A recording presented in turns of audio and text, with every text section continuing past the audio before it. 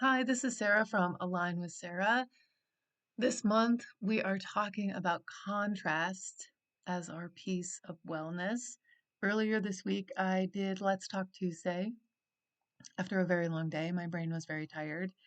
And I think this is kind of like a follow-up video to Let's Talk Tuesday, talking about contrast with emotions and what a lesson we can have with that. This is also discussed in the blog post for this month, and you can check that out at alignwithsarah.com.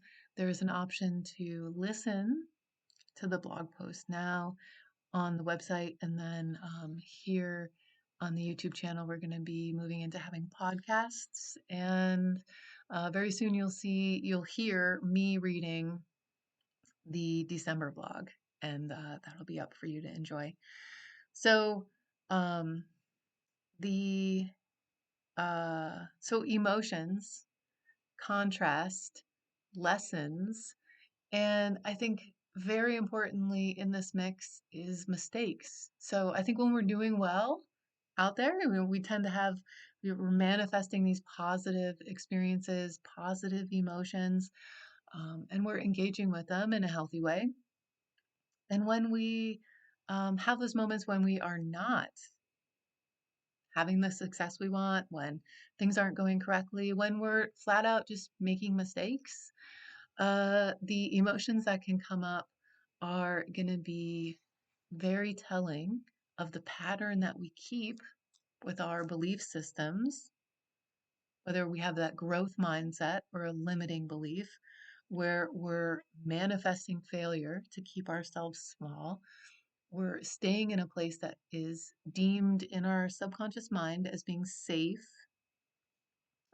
I know how to be poor, so it's going to be difficult for me to be rich because, I don't know how to do that.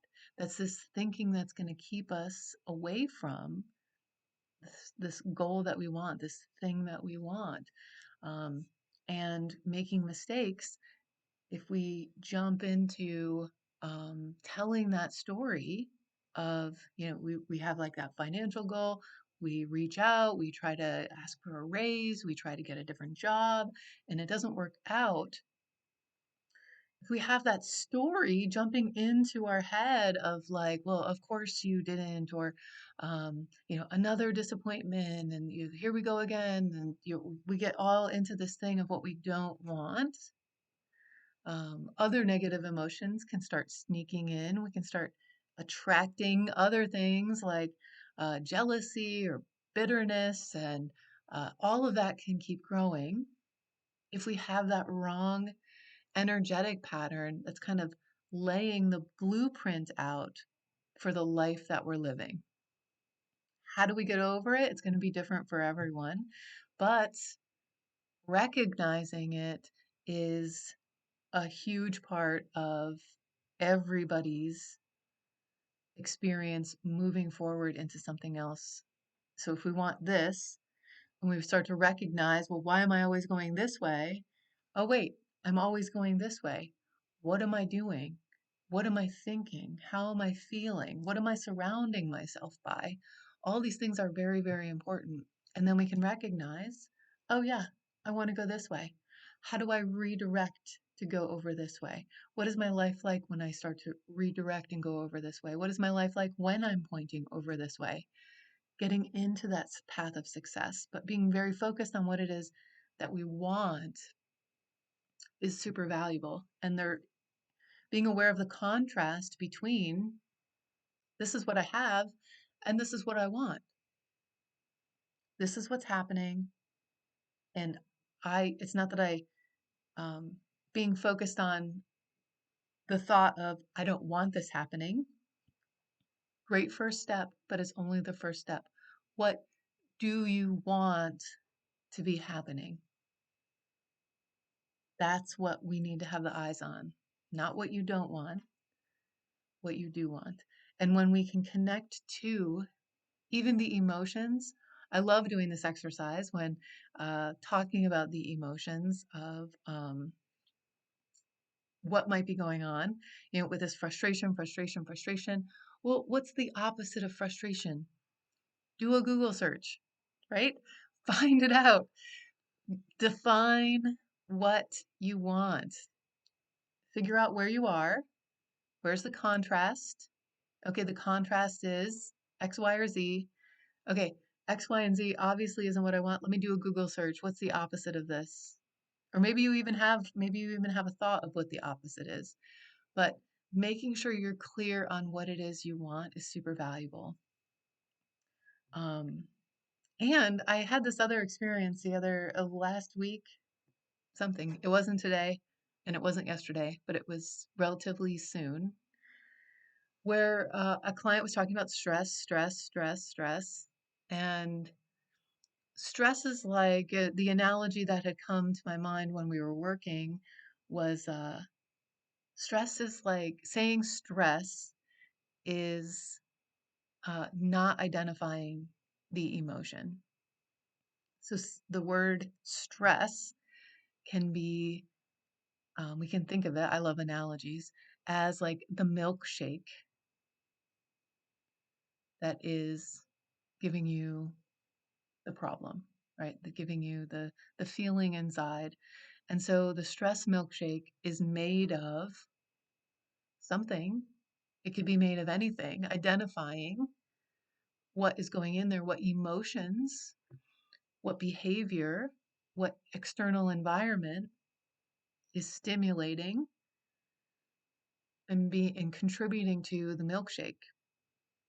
Very helpful thinking if you want to be breaking down in that all of that into what you want.